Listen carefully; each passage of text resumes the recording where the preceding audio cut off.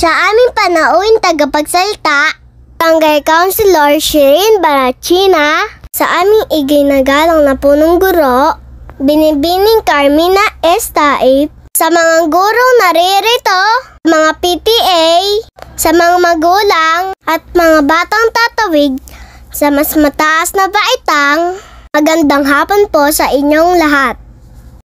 Lubos po ang aming kagalakan sa aming puso dahil sa sumapit ang araw na ito, ang araw na aming pinapakahihintay sa aming pagtawid sa mas mataas na baitang. Ito ang simula na mas madami pang pagsubok na kahaharapin.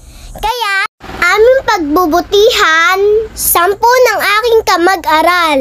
Dumating man ang maraming balakid sa aming pagpasok, nariyan ang pag-shift ng face-to-face sa modular. Dahil sa hindi inaasahang pabago-bagong panahon, ngunit hindi ito naging hadlang upang hindi natin matutunan ang ating mga araling at maipagpatuloy ang aming pag-aaral. Hayaan niyo po, pasalamatin ko po kayo. Una, sa ating poong may kapal na nagbigay sa ating buhay.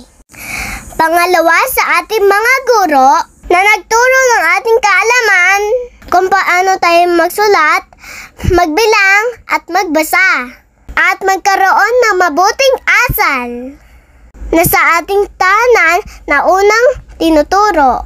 Sa ating mga magulang, lolo at lola na laging nandyan upang tayong gabayan.